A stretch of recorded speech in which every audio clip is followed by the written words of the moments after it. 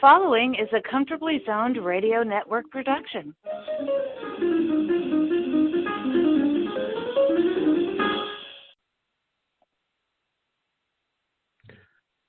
Hello and welcome. Welcome to the program called Ask Claire along the Comfortably Zoned Radio Network. I'm your regular host, Claire Hall, and today it is once more a joy to welcome back my sometimes co-host, Gabriel Schechter. Hey, Gabriel. How you doing? Hello, Claire. I'm glad to be here as always. Yeah, I thought about introducing you as my irregular co-host, meaning just not on any fixed schedule, but then I was afraid people might read the wrong thing into that. So always a pleasure. I think we always have a stimulating conversation. I always learn something and have fun, and I hope the people listening do as well. So the topic we have selected for today is cheating in baseball, and anybody who's followed the game knows about the fact that it has cost both the Astros and the Mets their managers, the Astros their general manager. There's Red Sox also. Quite a bit of uproar about this, but I think the thing that people need to know is this is not a new thing in baseball by any means. There's almost nothing new in baseball except some of the technical details of how things are done, but the ideas have been there from the start. It was Rogers Hornsby who said there's been cheating since the first game of baseball was ever played. And, there's plenty of evidence to support that. I've just been reading, or I should say rereading, Darrell Brock's wonderful novel, If I Never Get Back, set on the 1869 Cincinnati Red Sox, the first professional team. And even in that, the fact that they were the first openly professional team reflected the fact that teams before then had paid players, but just paid under the table so they could maintain the illusion of their amateur status. This was management's approach from before day one.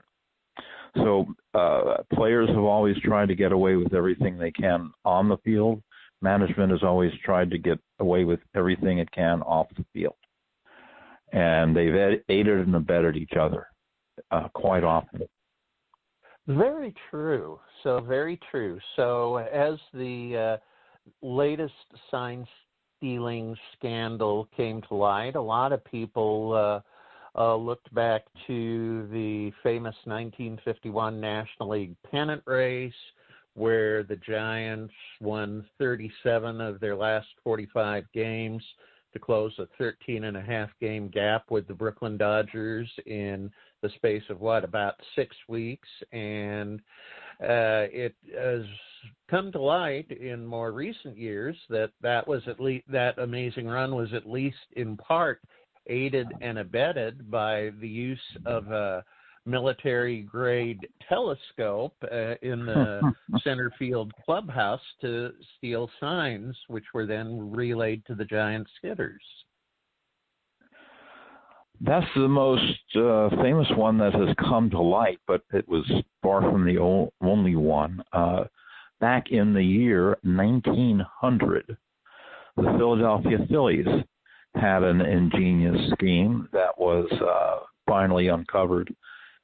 They had, like the 51 Giants, a high-powered optical instrument wielded by somebody in center field, but they had rigged up a buzzer. An electric wire ran from the center field clubhouse all the way to beneath the third base coach's box. And the idea of buzzing for signaling the pitch was quite alive in 1900. And then the coach would have some verbal or visual signal for the hitter. In fact, the Phillies' third base coach was widely believed to suffer from St. Vitus's dance because he was dancing and twitching around so much. until finally somebody got suspicious and started digging up the ground, and they found the wires underneath the ground that were being used. And you know what the repercussions were? Nothing. The umpire said, cut that out, play ball. And that's the last that was heard of it. Don't do it again, boys, or you'll really be in trouble. The league president will have to send you home without your supper or something, or even worse, without your chewing tobacco. Oh, God, yeah, that would be a torment. And of course, sign stealing is only one of many forms that cheating takes. The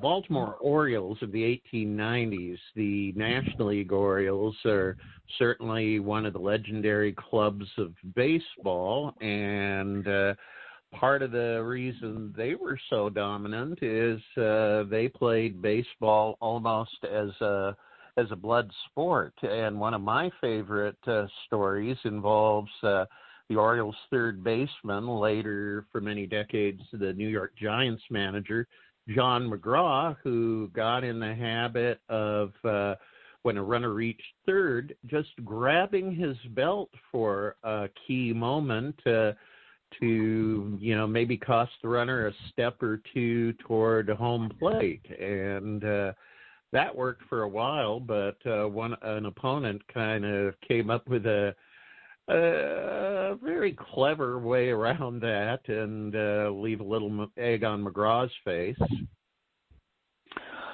There are two things to say about that. First, any runner who got close enough to third base to let McGraw grab his belt or his uniform, that was the runner's fault, because as much as possible they went nowhere near the bags. Mike King Kelly was famous for going from second to home closer to the pitcher's mound than third base, because there was only one umpire. And if the umpire was following the ball, he was sort of like the referee in professional wrestling.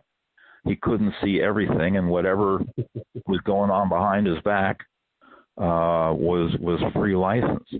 So that's part of it. The player you're thinking of is Arlie Latham. And the reason he got away from it with it was that he was on third base and tagging up on a fly ball. Mm-hmm. And he knew McGraw was going to grab his belt, so Latham simply undid his belt, left it loose, and when McGraw grabbed the belt, all he got was the belt, and Latham raced home.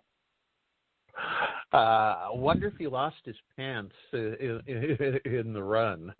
But Arlie Latham wouldn't have cared. There's a great story that Christy Mathewson told in his book, Pitching in a Pinch, which was published in 1912.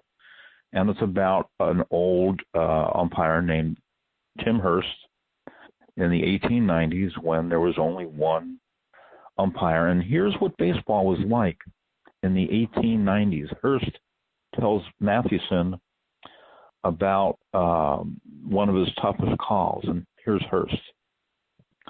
The man started to steal, and as he left the bag, he spiked the first baseman, who tried to trip him. The second baseman blocked the runner, and in sliding into the bag, the latter tried to spike Hugh Jennings, who was playing shortstop and covering, while Jennings sat on him to knock the wind out. The batter hit Wilbert Robinson, who was catching, on the hands with his bat so that he couldn't throw, and Robbie trod on my toes with his spikes and shoved his glove into my face so I couldn't see to give the decision. It was one of the hardest decisions that I've ever been called upon to make. And so Mathewson asked him what he did. What did I do? I punched Robbie in the ribs, called it a foul, and sent the runner back. It sounds a heck of a lot more like football than baseball, but football or roller derby or something. Something wide open and untamed. Yeah. Yeah, and for the most part, at least, I know that was before our times, but from everything I've read about those times, it seemed like the players really, nobody raised a big fuss about it. It was just an accepted way of trying to win, and they all realized that at that level of competition, you had to give as good as you got. Oh, absolutely. In the Red Stockings tour that Darrell Brock writes about in his novel, when they went to Troy, New York to face the Haymakers, the most formidable and dangerous Eastern team, in one of the late innings, the Haymakers substituted a dead ball, an absolutely dead ball, when the Red Stockings came to bat, and they got no runs, and then the Haymakers sneaked in the live ball when they came to bat. And this was, about par. There's an incident where this is in real baseball, where gamblers at Fenway Park literally ran onto the field and confronted the players and made the players stop, because if one more out had been made, the game would have been official and they would have lost their bets. So in order to save their bets, they got the game forfeited. It's crazy. Wow. To say the least. A whole subset or subspecies of cheating would be doctoring the baseball, and that's got a long and colorful history, and despite the official prohibition of the spitball in the 1920s, I can recall as a younger fan in the 1970s, Gaylord Perry being a spitballer, being almost not just an open secret, but almost a joke. I mean, his autobiography was called "Me and the Spitter," and so just your historical perspectives on the many, many ways of doctoring a baseball, including but not limited to saliva. That's right. Perry kind of flaunted his reputation and claimed in later years that he didn't even have to throw the spitball. He just had, once he had people thinking he would, didn't matter. But he spent a long time doctoring baseball. For some reason, the baseball doctorers offend me more than other kinds of cheaters, just because they were allowed to get away with it. Whitey Ford is another Hall of Famer who spent years as a cheater. He had a fake wedding ring made, and he wore that during the games.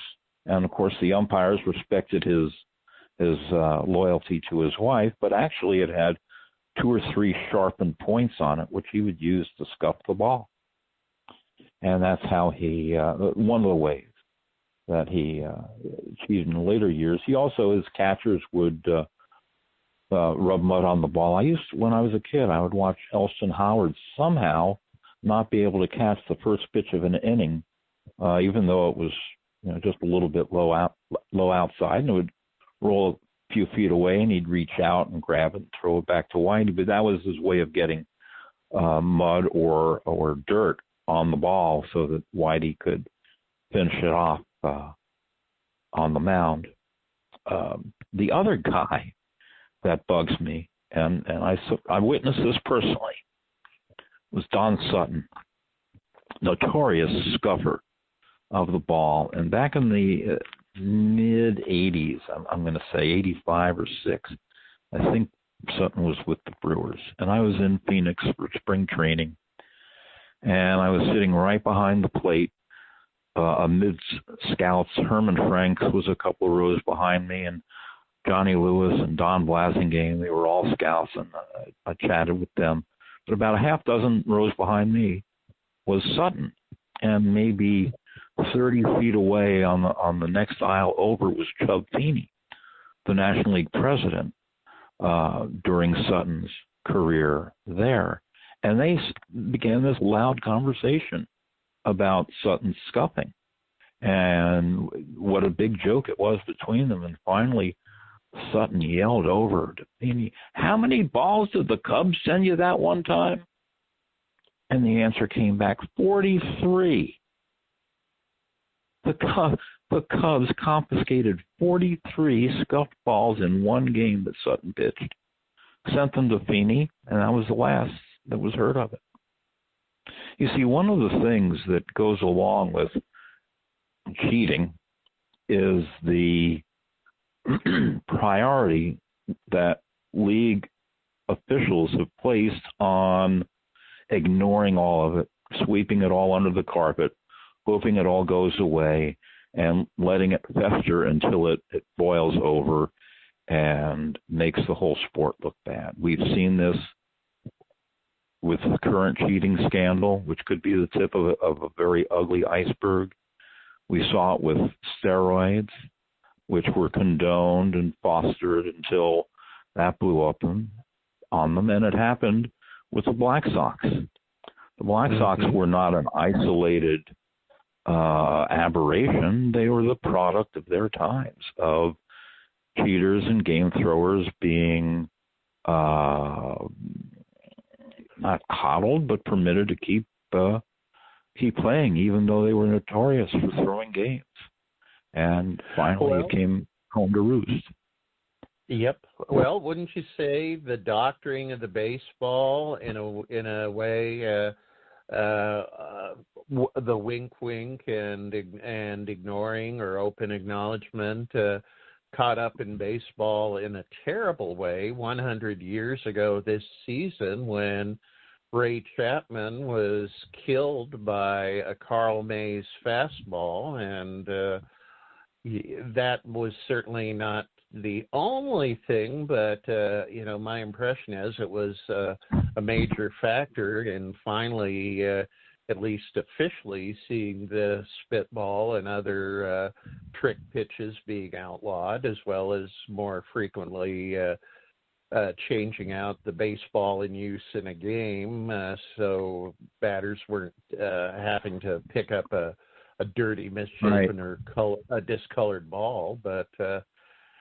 visibility has always been the key issue for batters, and that was a big catalyst for making sure, or making it more likely that the ball would be close to its true color.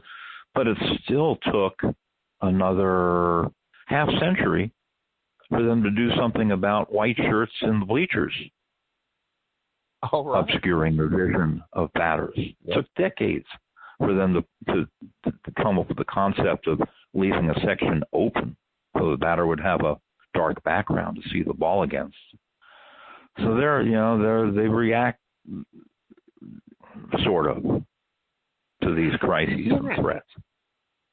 And in fits and starts, I think it was either in the late 30s or 1940s that Larry McPhail got permission as a one-game experiment to use a yellow baseball in a night game. And then in the 70s, Charlie Finley pushed for his orange ball. I believe he called it the Orange Alert baseball. But Gabriel, was it just tradition, or was it the fact that batters said it didn't make that much of a difference that the colored ball didn't catch on either time? Well, I think a colored ball might have had a better chance the second time if someone other than Charlie Finley had advocated it. This was a time when Finley was the most erratic and loose cannon in baseball before George Steinbrenner came along. And I mean, Finley had called Bowie Kuhn the village idiot, and so anything he suggested was going to get a thumbs down from the real powers that be. But early night baseball was an iffy proposition with portable lights. Negro Leagues, barnstorming teams had played night baseball for a long time before the majors got around to it. And it was always a question of visibility. So it must not have made a difference to the batters. So, getting back to what we started the program with, sign stealing, whether it be by, that it seems like the line that cannot be crossed is use of technological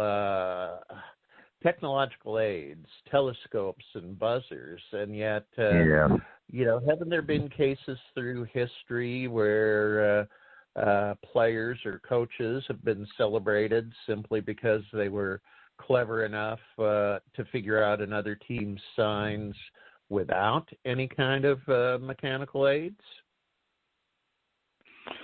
Yeah, in fact, ironically, Carlos Beltran had that reputation when he was playing. So who knows what skills he evolved over the years. Eddie Stankley, guys like that were really adept at it. But if it's just a matter of a runner at second base looking over the pitcher's shoulder to see what the catcher is signaling, that has always been considered perfectly legitimate. And almost anything else has been illegitimate. If you can't figure it out with your own eyes and ears, that's your tough luck. One of the things in defense, in slight defense of, say, Whitey Ford, we can't ignore the fact that batters are doing things too. Norm Cash won a batting title he hit 361 in 1961. He was like a 270 lifetime hitter. Never hit close to that, but he hit 361, won a batting title, and years later admitted he had corked his bat. In fact, he co-authored an article in Sports Illustrated in the late 70s. The article is basically how to cork your bat with illustrations. But I haven't heard any clamor to take away his batting title. We recognize, he cheated. He got away with it.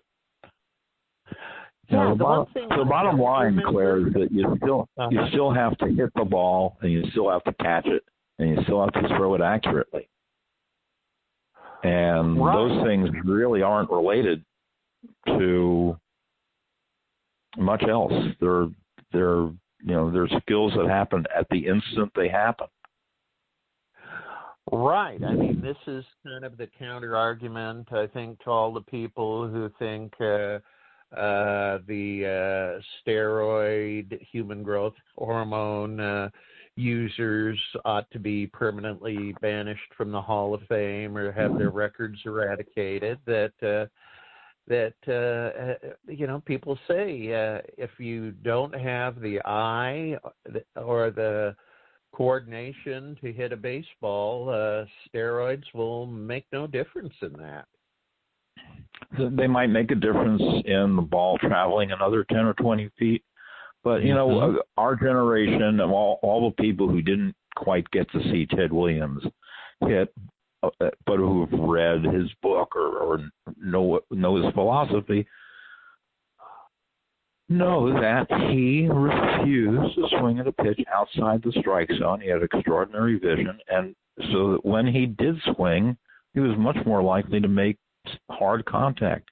Now, I lived in the Bay Area in the late 90s and into 2002, and I watched Barry Bonds, went to a lot of games, watched most of them on TV. And what I saw was, to me, what I imagined Ted Williams was like. The guy would not swing at a ball outside the zone. He knew, as Ted Williams did, that on a close pitch, the umpire would give him the benefit because he knew the zone so well. And when he did get a ball to swing at in the zone, he crushed it. Bonds crushed everything, the singles, the outs, everything he hit, he crushed. Because he only swung at strikes. Yeah, and that helps explain his ungodly high walk totals as well. Oh yeah, he was. He was in the lineage of Babe Ruth and Mickey Mantle and the other big sluggers who have been pitched around because it's the only safe way to do it. Well, Gabriel, it's been a great discussion. I think we're at the point where we need to wrap up another episode, but any further perspectives on cheating and how it has been a thread through baseball from the beginning? Well, at the risk of sounding misanthropic, cheating is endemic to the human condition. Mm-hmm. We're all, from the dawn of time, trying to get away with as much as we can. And if we're not actively doing it to harm others along the way, we're at least trying to make things easier and more beneficial to ourselves, all else being equal. It's reflected in every human endeavor.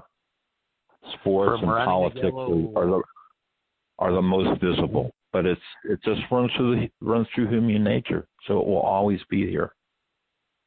Glad for that. I remember. Yeah, well, here's another pithier way to sum up that very appropriate observation. I remember a friend who once had this sign on his desk: "All I ask is an honest advantage." There you go. Gotta love it. Gabriel Schechter, my co-host, friend, and another edition of Ask Claire, Cheating in Baseball. Be sure and check the archives for many dozen more of these shows and hundreds of more hours of great entertainment on the Comfortably Zoned Radio Network. Until next time, happy trails.